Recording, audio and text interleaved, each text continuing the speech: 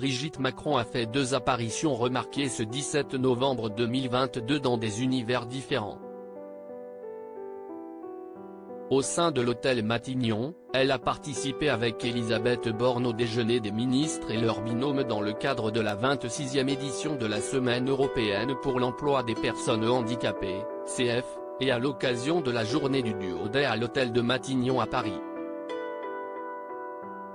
Un rendez-vous très important pour la First Lady française qu'il avait déjà assuré l'année dernière avec le chef du gouvernement de l'époque, Jean Castex, afin de valoriser les initiatives des entreprises et de l'État employeur pour intégrer le plus massivement possible les personnes en situation de handicap dans l'emploi. Puis, l'hyperactive première dame a retrouvé le groupe Indochine formé par Nicolas Sirkis, Olivier Gérard, Ludwig Dahlberg, Marc Héliard et Boris Jardel pour la projection du film Indochine, Central Tour au cinéma à Pathé d'Ivry-sur-Seine. La star de la musique et la femme du dirigeant français sont d'ailleurs particulièrement investis tous les deux sur un même sujet, la lutte contre le harcèlement scolaire.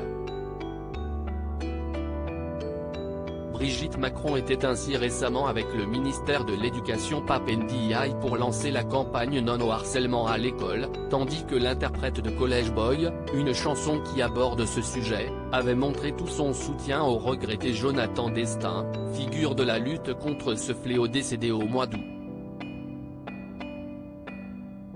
Un look rauque qui épouse sa fine silhouette. La tenue que Brigitte Macron a choisie pour ce jeudi épouse la silhouette de la femme mince qu'elle est, et s'y est aussi un de ses looks signature, une veste rock à fermeture zippée avec un pantalon presque moulant, mais toujours élégant, associé avec des escarpins noirs.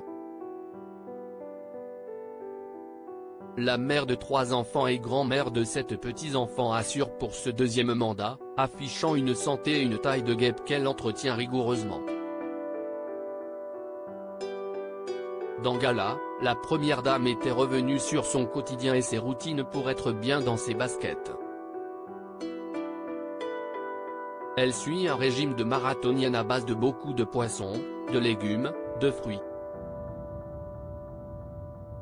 Mais il n'y a pas que l'alimentation qui compte, car elle est aussi adepte du coucher tôt, extinction des feux vers 22 h, après le dîner avec son président de mari.